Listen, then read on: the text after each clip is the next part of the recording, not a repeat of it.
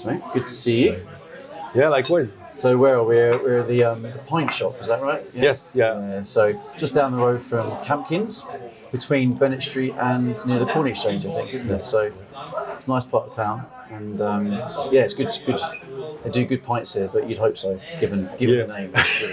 They do also very good Scotch eggs. Nice. They're famous for that. Apparently, I had a chat with I captured a shoot with where the owners of the Pint Shop came, both of them, and they told the audience how the Scotch egg that you cut and is runny in the middle was actually essential for the marketing of this place. Oh, nice. They did like something like 20,000 Scotch eggs in the first few years. And people were coming in, can I have a Scotch egg? And now they come, they don't even remember the Scotch eggs probably, but they're still there in the window. So, yeah. It's funny. I love a good Scotch egg. Definitely. Although not the Tesco type, you know. No. Okay. So, you've been a photographer for how long?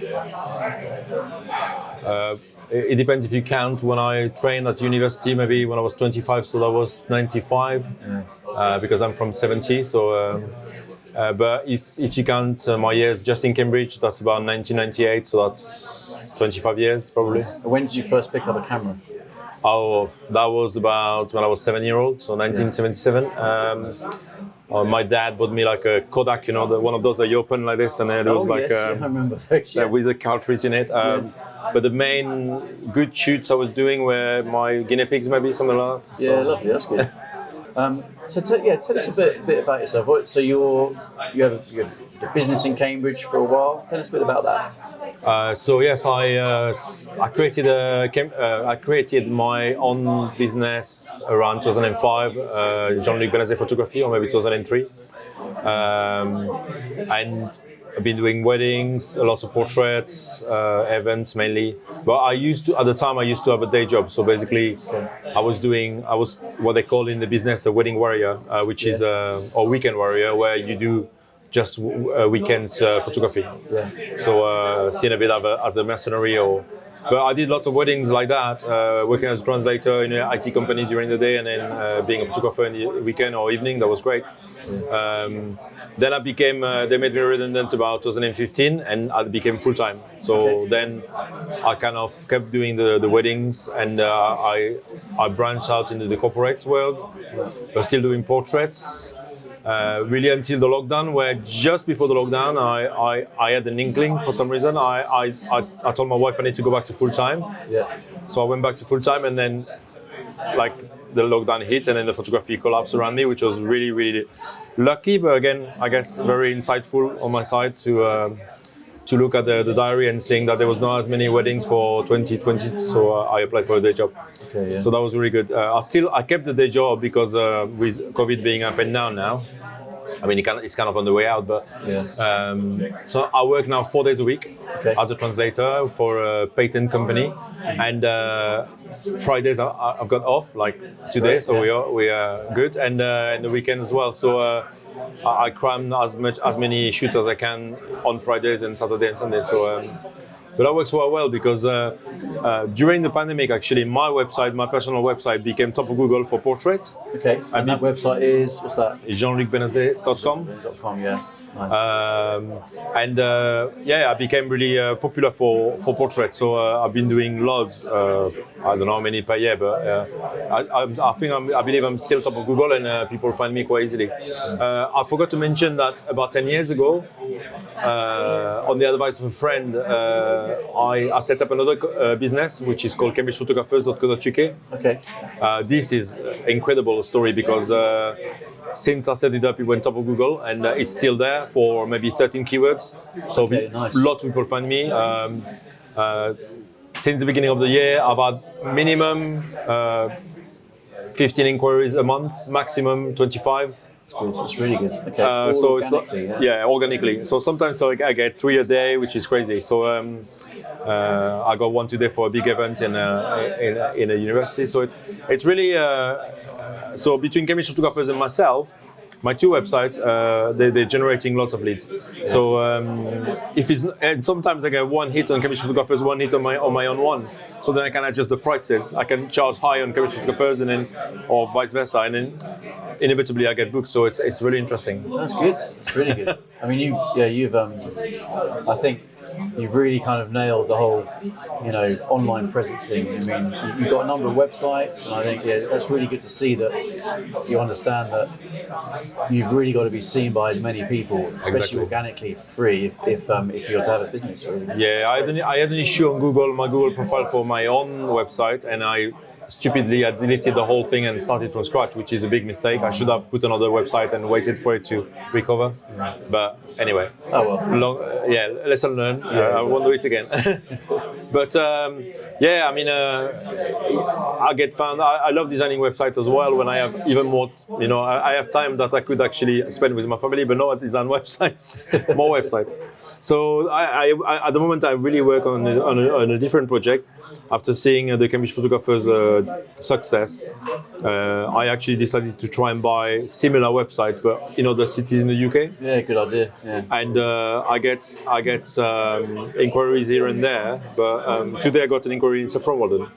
Oh, really? Okay, that's good. So for corporate headshots, so I could sell the lead to a local photographer. I could do it myself because it's close enough. So yes, it's. Yeah, I like being busy. I'm a bit of an hyperactive man. That's good, and it's so really, I suppose a lot of this is centered around your portrait photography. Yeah. Yes. Events or more intimate portrait photography. Exactly. Yeah? I mean, that's what actually I've done less and less weddings now, but when I shoot weddings, generally shorter ones, maybe 2, 3 to 4 hours ones, I express to the client that I'm actually really looking forward to capture their portraits in the wedding. Yeah, nice. And I did actually a 2 hours wedding last week or 2 weeks ago at the registry office, the new registry office in Asham Road. Right. And it was a Spanish guy with a German lady getting married, and I went there, did the photos, but the backdrops are never really nice, so I directed them to a hedge that was in the corner, and because the sister was playing the accordion during the ceremony, I said to her, do you want to play maybe like a dance? And they could do the first dance. That's nice. Because they were going to a pub afterwards, they were not going to do any celebration, I mean any reception in particular, just a meal. So they did like a little dance, and I captured from the back of the accordionist. So the accordionist in focus and the couple blood, and then vice versa. And I got the reply from her maybe 2 days ago saying, "Oh my God, amazing images! We love it so much. They're so personable." And I said to her, "Please do me a review on Google with these words because they're amazing." So. This is the kind of thing I want, because people are really, really happy with the kind of portrait. And also, I have on my website. I say, for example, that if I take pictures of you for an hour, I will give you say 10 photos. But I never can do it because when I work on the photos and I see more, I tend to just give them all the good ones because I feel it would be. I wouldn't want someone to keep good photos they've taken of me, so I do the same, and I spend more time, but then it's value for money for them, and then so I tend to do that. I know it's not good for business maybe, but it's for business, for my the ratio of money and time, but at the same time I feel this is a good value for money. And well, that's important to develop trust, isn't it? And I think if you're taking that approach of kind of documenting rather than stage portrait shots, exactly, is that those really are moments you're capturing, and so therefore the client, the customer just loves it because they go straight back to that situation when they were there, right there and then. But exactly as I told you, the shoot I had this morning, for example, for this branch of the university which has got conferences regularly, they hire me to shoot the conference, but their main request is that I shoot the coffee break in the middle so that they can show how people interact and how these events actually bring some networking. That's nice. And they ask me to come like maybe 20 times a year, which is crazy. I mean, if you think about it, it's probably one of my biggest clients. And then when I show those photos to my other clients for events and stuff, they say, we want exactly that. So it's a very good training for my portrait, for my candidates. But then I know what I do. I use a long lens most of the time because then I'm out of the way, I'm not being seen. Yeah, nice. Or I use a very short lens and I go in. And if people don't want to be on the photo, they generally turn their back. But most of the time, if they're chatting with someone, they don't even know I'm there, even if I'm very close. Because Cuba's where it kind of, isn't that where it really kind of started for you, kind of your portrait photography journey, or is it was quite a key moment for you? Yeah, I went to Cuba really because I heard about it obviously, and then I thought I'd never been that far in the world, and maybe it would be a nice way to kind of make my photography kind of up a notch. I mean, I bought this trip, which was not cheap, but it was actually very enlightening. The whole the whole experience there. We did a bit of landscape, but mainly it was centered on portraits. Yeah, nice. I think in Cuba it's very difficult to take a candid shot because either people see you if you're too close, or if they see you, they come and ask you for money, and they don't try to encourage that. While he was saying that, he was saying, so if you see someone and he's not looking at you, then use the long lens and shoot pictures of them. And then if they look at you and then they smile and they tend to come to you for money, just blank them and walk away. It's very kind of sad to do that because it's kind of a bit bad because you took the photo and you walk away. But he said this is the only way to stop not encouraging people to spend money for that. And while he was saying that, I turned my head and I see this guy with a cigar walking in. That's brilliant. 200 yards away. I picked my 200 mil and shot photos, and then he turned around and smiled at me. And I kind of went down, put my and kept out drinking my coffee like if he wasn't there. I felt really bad, but that's very often. But then towards the end of the stay in Cuba, the tutor was saying, yeah, you're using a long lens is great, but if you look at Robert Capa or these guys in the war, in like the Second World War, they were going in with 50 mil pancakes and they're going in the action. Yeah. So he said that sometimes if you want to get action, but then people will see you or not. It may not even see you because you're so close. Using a 50 mil is actually a challenge. So the last 2 days in Cuba, I just put a 50 mil and kept the other lenses in the bag and just went in. And I had people look at me and then they realize I'm taking a photo, they just walk away, or they just stay there and pretend I'm not there. And that was actually some of the best. That actually trained me more for my portrait and my wedding work for later. Yeah. And that was that after that trip, 2007, even though I had been doing probably 10 years before that of photography, sort of semi-professionally, Cuba was like the pivot that kind of made me a better photographer and trying to work with the light, prime lenses like this one, which I actually bought about 5 years ago. But the 50 mil and all the prime lenses I have, like a 35, are really like the key to. And I know some people now, I'm friend with some very famous wedding photographers around the UK who only shoot on primes. So they shoot like, at a wedding, they've got 85, 35 and 50, and that's it. They're not using anything else. That's interesting, okay. So if they want to be like zooming, they walk to the scene and then they shoot. Yeah. And if they want wide angle, they walk back and then they use a 35. Yeah. And that's very, very, I haven't yet done that, but I'm trying to use mine more, my primes. That's why the event I'm going to shoot tonight, which is a big company summer party. What they want is really pictures of people having fun, having a lot of fun. Obviously with the rain it may not be the same, but the thing is, that's why I wanted to get. So with probably I will put a 50 or 85 and then try to shoot only with that. Yeah, nice. That's the idea, and just come in and then take pictures of people having fun. So there's that thing about, you're talking about obviously when you go for the shorter lens, which means you've got to be more in the action. There's that thing about developing that rapport. I mean, that rapport could be just a glance, can't it? But that thing about actually having that connection with the individual, I think is surely that's most important when you are getting into the action. Yeah, I mean, I think this is. I'm going to deviate slightly now from that because so from the beginning of 2023, I set myself a challenge and I decided to read a book a week or listen to an audible book a week. Yeah. And one of those books, end of January, was The Luck Factor. Okay, yeah. By a guy called Richard Wiseman. Is like, he used to be in Cambridge University, and it's a study really about lucky people. And they ask people who are very lucky to come in, very unlucky to come in, and they study them. And I used to be very lucky when I was really young, like between say 12 and 25, and I seem to have lost that luck. But if you read the book and listen to it very, very thoroughly, you find out that actually luck is mainly because you're open-minded and and you actually Yes. attract, like, you know, like I could go to this guy and then say, hi, how are you? Not knowing him, and then you chat and you make this contact. And with the photography, you have the camera in hand and you want to establish a rapport with someone. If you're in your corner and just take pictures of what you've been asked and not open yourself to the outside or being a bit friendly, I believe you will miss out on lots of things. And you wouldn't believe how, you know, like, for example, this morning I was doing this event where some people were not happy about the clicking and stuff, and then a guy was on the side, and it was like a Slovakian guy with a specific accent, and he came to me and said, oh, don't worry, and we started chatting, and then he kind of introduced me to someone else, and we did photos together, and this guy was a bit unapproachable. And like this, I think that being open-minded, being chatty, you open yourself doors, and with the camera, then you got a camera in hand, and on the shoots, if you're actually chatty, you can actually get in there the same as you get in with your 50mm. So I think it's the rapport you establish with people. That reminds me of, I think when we've talked before, you mentioned about gig photography, and there was a moment with a band where you were like right in the pit.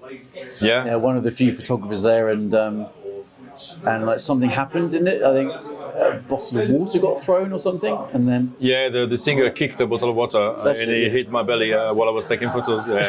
I mean, not hard, but I felt something hit me. Yeah. And then I looked down, and I thought it came from the crowd, but because the crowd was behind me, I thought it's not possible. So I look up, and then the singer was on the floor like this, laughing his head off. And I thought, that's him, that comes from him. And he was laughing, the whole band was looking at him playing and thinking, what's happening? And then he stood up and he came to me and he gave me a hug. He said, sorry, mate, I didn't mean to do it. And I was like, okay, it's all right, it didn't hurt. But yeah, this is kind of, you have to be open-minded to whatever is happening on stage and everything. I mean, I told you, like, when you wanted to do the interview, that I'm not doing any gig anymore. Yeah. I've done a festival which was 2 miles from my house recently. But last month I shot Placebo at the Corn Exchange. Oh, really? Because I really liked them, and I wow. thought I asked for the pass, and I got it. Yeah, nice. I was the only photographer there. Okay. But then the band management said, you cannot really use the photos because, you know, we go like, so I sent them the gallery, and I thought, you know what, I'm just not going to ask anymore because, so it was kind of, it's funny because I've liked them for like I saw them 25 years ago in the Corn Exchange, and obviously they're older now like me, but the gig was a bit kind of labored and I didn't like it as much. But no, I mean, the concerts, there's always, obviously, you know, there's the glamour of the concert, right? You get the pass. You know, when I used to be in my early 20s, maybe I used to go to lots of gigs, camping in front for like 5 hours to be at the front. Yeah. Now I arrive 5 minutes before and I'm even at the front of these guys. So it's brilliant. It's good, yeah. The perks of the job, yeah.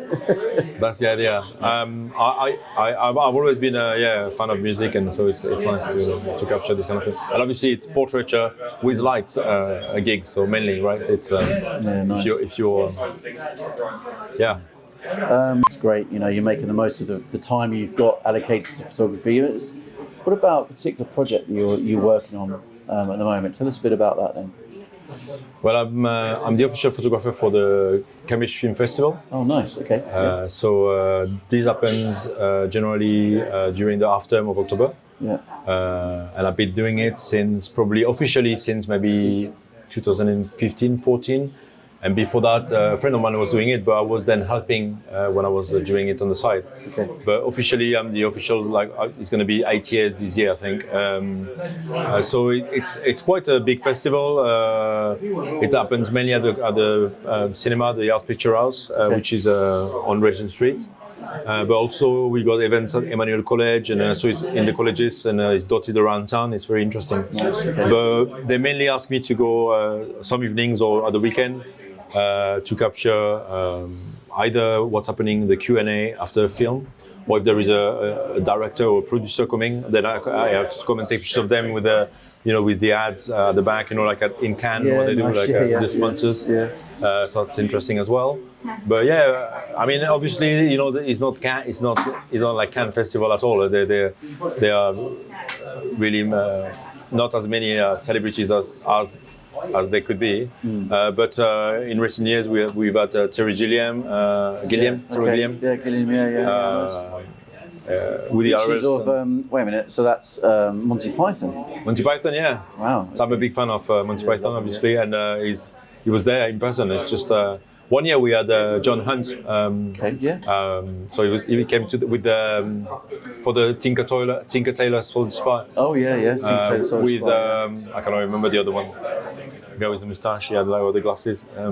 Anyway, so there were two stars there, and it was really, really interesting. Obviously, you know, in the past we've had lots and lots of different celebrities coming, but what I like is actually anyone can be. You know, I need to make look anyone who comes to the festival like glamorous. So with the, nice. Well, I remember one of those photos. I actually have it at the front of my website. It was this guy, a really big, like muscly guy with a blonde girl, and they laugh at the camera, like, you know, they were shouting, big teeth, you know, on show. And with the sponsor behind, it looked like really amazing, like a proper action shot, but in front of the camera. And we're doing it with flash and flying with them, and it was really interesting. But you know, last year, for example, we had a guy who was talking about volcano, and he came with a volcano, you know, like a volcanologist hat. Brilliant. So obviously it was hidden, but it's kind of a funky way to sort of show your art and your. But I like this. I mean, you know, sometimes I do the kids club on a Sunday, and then you have kids coming and playing, you know, on tables. They're either working on the theme of a film, or they're doing coloring, and they kind of involving them. So it's really, really nice way to kind of involve everyone, and I like that. But it's mainly portraits again, so that's really what I'm about, taking the pictures. What is it about portraits then? What is it that, you know, draws you into doing portrait photography? I think it's maybe I very often I have people coming to me and saying, look, you know, I hate having my photo being taken. I hate being on the front of the camera, and you know, I hate all the photos that of myself. You know, so sometimes I do selfies, but it's not ideal, and the idea is actually, when I start the shoot, I chat with the people a lot. I try to, you know, chat about anything really, and not just the photography, to try and make them make them relax. Yeah. So sometimes they never relax and they go away, and I'm thinking, I mean, it doesn't happen often, but sometimes you see it happen on the camera. Suddenly I look, and then after maybe 15 minutes there is a change. Either they're more relaxed, their shoulders are down, they smile a bit more, they open themselves, and they start chatting about themselves. And this is happening. And I mean, I don't know if I told you last time, but there's this particular girl which I remember, Francesca, Italian girl. Oh yes. Yeah. Where we started the shoot, and she had her hair like in a bandana. She was very like tense, and she said, I'll never had a good photo of myself. I hate all the photos taken of myself. And we really tried. We went around town. It was a beautiful day, but I couldn't unlock. And suddenly, as we reached King's College at the backs, we found the shade, and I said to her, maybe take your bandana off and let your hair down. And she did it, and she went like with King's College at the back, and I did a photo. And I said, you're very different on this one. And she's like, no, I don't think so. I showed her, and she was like, oh my God. Like, she couldn't recognize herself. And then from that point, we did I stayed more longer than the hour. We did an extra half hour maybe. And she was like, I did portrait, like close-ups, side photos, and she had a ball, like literally. When she saw when she saw the gallery down the center, she was just like completely over the moon. She left me a review on Google, because she was so happy. And it was like this kind of, you know, making people actually happy of their photos, and then she was putting them all over, you know, LinkedIn, on Instagram, she was showing herself. She was really happy with them. So this is the end goal for me, to make people happy of the photo they have. Sometimes I don't unlock the thing, but most of the time I manage to kind of, and that's the idea. When you actually are happy with the thing I do from you, then that's the goal. Well, I mean, it's great. You're actually giving people confidence in themselves. Yeah, your photography. It's great. You know, ultimately that's it. You know, and especially with the lockdown, you know, there's been so much. I mean, I'm not talking about the mental health. It's just like people being, you know, there probably was a time they didn't want to get out of the house. You know, it's like, and just to make them a bit more happy, and that's part of the Everyone is a psychologist. Absolutely. Well, I really appreciate it. It's been great chatting with you. And, Likewise.